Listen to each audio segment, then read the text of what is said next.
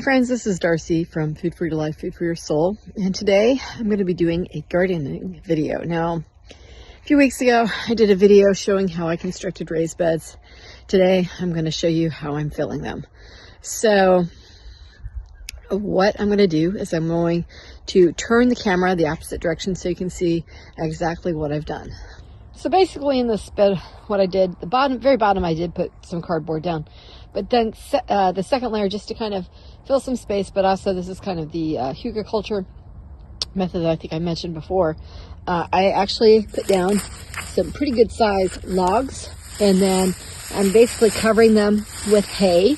The next layer I intend to do is I'm going to put down some leaves, and then after that I'll show you where I'm at on this next bed. So at this stage I put some leaves down over the hay, and then of course I've got the wood logs underneath and cardboard underneath that layer, and then here's a layer of manure and compost that I'll be mixing in before I will be doing my soil. Now on this next bed I actually took, I'm going to go underneath here.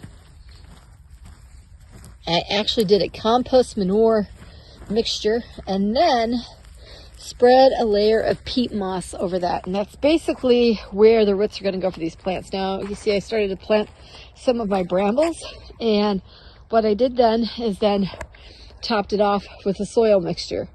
And so the soil mixture that I'm using here, I actually made up my own. I think we priced using a soil mixture at a local landscape supply, and I think they were going for, I want to say it was like $70 a cubic yard for their planters mix. And their planters mix basically was compost and topsoil.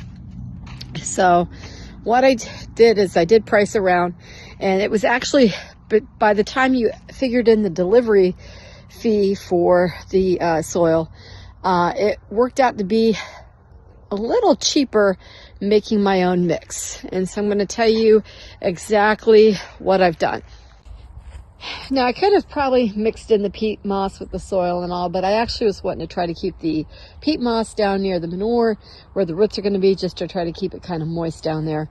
And so what I did here is I take one part of the Kellogg's all natural garden soil, which it's not really soil, it's just basically decomposed wood, and then with one part of the topsoil, and this actually looks more soil-like, but I still kind of suspect there's some decomposed wood in it.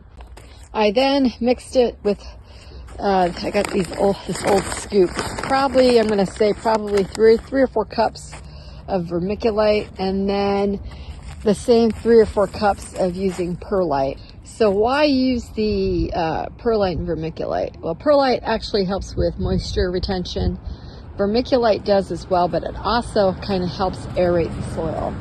So hoping that those two would help retain moisture in my soil, and then, you know, and the aeration factor to kind of help the plants really kind of develop and take hold in these raised beds. And then I mix it up, and then I pretty much top it off. And then afterwards, after I get some other things planted, I actually put some strawberries in here, and then I put some mint down at the end for companion planting. This is actually a thornless blackberry raised bed. I then added hay as a mulch on top. Now, my father-in-law got me the hay.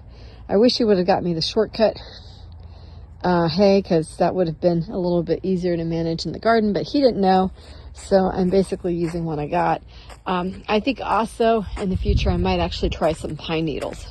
Now over in this bed I actually did use pine needles for my blueberries, and they seem to be doing okay, and I've also intermixed with some strawberries in this bed as well. I actually threw some used discarded lemon peel to decompose, just to kind of be more of an acidifier for my soil for my blueberries.